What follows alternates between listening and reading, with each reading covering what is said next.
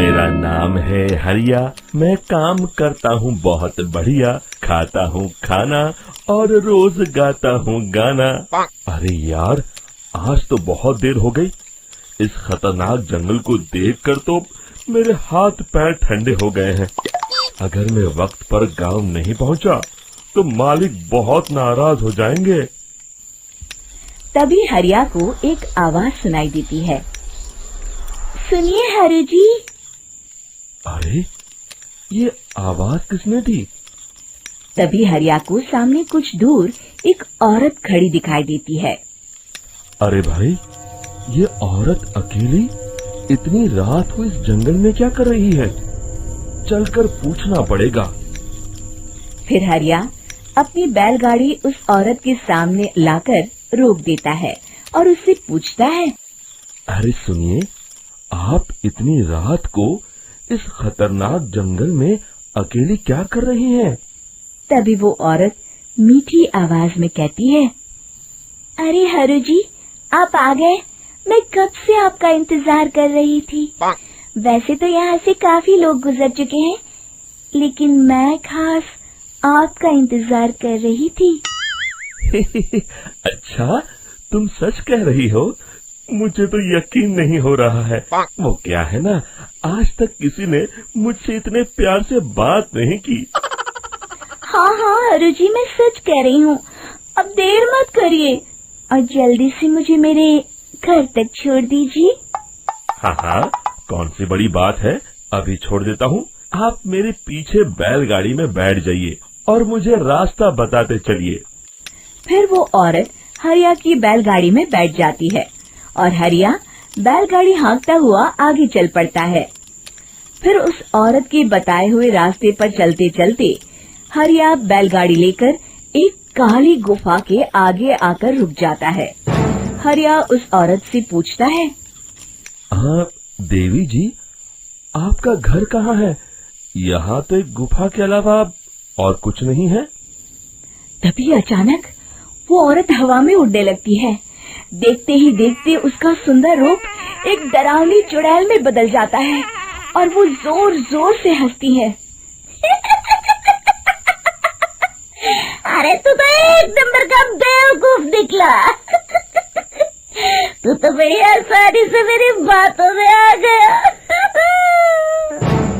अरे मर गया रे, ये तो एक चुड़ैल है। हे भगवान बचा ले, ये तो बड़ी डरावनी दिखाई दे रही है। और फिर अगले ही पल हरिया की बैलगाड़ी में रखा सारा सामान हवा में उड़ता हुआ उस काली गुफा के अंदर चला जाता है और वो चुड़ैल भी उस गुफा के अंदर जाकर कहीं गायब हो जाती है। हरिया ये नजारा देख बुरी तरह घबरा और परेशान हो जाता है। अरे, ये चुड़ैल तो मेरा सारा सामान लेकर गुफा में गायब हो गई। अब क्या होगा? अगर मैं गांव खाली हाथ गया तो मालिक मेरी अच्छी खबर लेंगे। मेरी इस बात का कोई यकीन भी नहीं करेगा। फिर आखिर वही हुआ। हरिया के मालिक चंपक सेठ को हरिया की किसी भी बात पर रत्ती भर भी यकीन नहीं हुआ। चंपक सेठ को लगा हरिया झूठ बोल रहा है और उसने ही लालच में आकर सारा सामान हड़प कर लिया है। फिर हरिया को बेईमान समझकर चंपक सेठ उसे काम से निकाल देता है। अगले दिन अपनी दुकान में परेशान बैठा चंपक सेठ गुस्से में बड़बड़ाता है। अरे, दुकान में तो सामान बिल्कुल भी नहीं है। अब मुझे ही शहर जाकर सामान लाना होगा। फिर वो अपनी बैलगाड़ी लेकर शहर चला जाता है। शहर से सामान लेकर जब चंपक सेठ वापस गांव लौट रहा होता है, तभी उसे एक आवाज सुनाई देती है। चंपक जी, ओ चंपक जी। अरे, ये तो कोई मेरा नाम लेकर मुझे पुकार रहा है। फिर उस रास्ते में वही औरत खड़ी दिखाई देती है। फिर क्या था, हरिया की तरह चंपक सेठ भी उस औरत के पास अपनी बैलगाड़ी लेकर जाता है और वो भी उसकी चिकनी चुपड़ी बातों के मुंह जाल में फंस जाता है। फिर चुड़ैल उसे भी अपनी गुफा तक ले जाती है और उसका सारा सामान लेकर गुफा में गायब हो जाती है। बेचारा चंपक सेठ लाचार होकर खाली हाथ गांव लौट आता है। फिर ये उस जंगल में रोज की बात हो जाती है। जो कोई भी शहर से कुछ लेकर गांव की तरफ लौटता, वो चुड़ैल उसे बेवकूफ बनाकर उसका सारा सामान लेकर गुफा में गायब हो जाती। एक दिन हरिया एक लकड़हारे को उसी जंगल की तरफ जाते हुए देखता है। फिर हरिया उसे रोकते हुए कहता है, अरे भाई, क्यों अपनी मौत को दावत दे रहे हो? मेरी बात मानो, आगे जंगल में मत जाओ, वहाँ एक बड़ी भयानक चुड़ैल रहती है। लकड़हारा हरिया की बातों को नजरअंदाज करते हुए कहता है, अरे भाई, मुझे पहले ही बहुत देर हो चुकी है, मुझे जाने दो भाई। शाम तक लकड़ियाँ काट कर शहर के बाजार में बेचना है। तुम अपनी ये कहानी किसी फुर्सत में बैठे इंसान को सुनाओ, मैं तो चला। इतना कहकर लकड़हारा वहाँ से आगे जंगल की तरफ चला जाता है। फिर अगले दिन गांव के मुखिया के घर के बाहर बहुत सारे लोग जमा हो जाते हैं। तभी हाथ में कुल्हाड़ी लिए खड़ा लकड़हारा कहता है, अरे मुखिया जी, अब आप ही हमें बचाइए उस जंगल वाली चुड़ैल से। हमारा सारा काम तो शहर से ही होता है। अरे मुखिया जी, उस चुड़ैल की वजह से तो मैं पूरी तरह बर्बाद हो गया हूँ। हम सबको मिलकर उस चुड़ैल का कोई इलाज करना पड़ेगा। तभी भीड़ में खड़ा वीरा कहता है, आप लोग चिंता मत करिए, कल से वो चुड़ैल किसी को नहीं लूट पाएगी। मेरे पास एक बहुत अच्छी तरकीब है। तभी चंपक सेठ उसका मजाक उड़ाते हुए कहता है, अरे तेरा नाम वीरा है तो क्या हुआ? तूने अभी उस चुड़ैल को देखा नहीं है? जाकर अपना काम कर, बड़ा आया।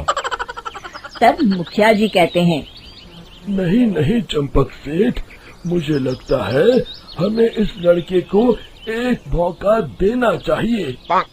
फिर सभी गांव वाले मुखिया जी की बातों से सहमत हो जाते हैं और वीरा शाम को एक बैलगाड़ी में कुछ सामान लादकर उस जंगल की ओर चल देता है। वीरा, ओ वीरा, कहाँ जा रहा है? तभी वीरा मुड़ के देखता है, वही चुड़ैल एक औरत के रूप में खड़ी है। अरे बहन जी, मैं आपको ही ढूंढ रहा था। देखिए, मैं आपके लिए क्या लाया हूँ। हैं? अरे वाह, तो खुद मेरे लिए इतना सामान लाया है। तू ही अकेला गांव में समझदार है। जरा देखो, मैं भी खोल के, बड़े भूख लगी है। जैसे ही चुड़ैल उस सामान पर से कपड़ा हटाती है, एक भगवान शिव की तेज रोशनी उसके अंदर मूर्ति से निकलती है और चुड़ैल अपने असली रूप में आकर जलने लगती है। अरे मैं जल रही हूँ, बचाओ! बचाओ! ओम नमः शिवाय, मर गई मैं! देखते ही देखते वो चुड़ैल राख के साथ उड़ जाती है और सभी गांव वाले भी वहां जाते हैं। शिक्षा बुराई पे सदा अच्छाई की ही जीत होती है।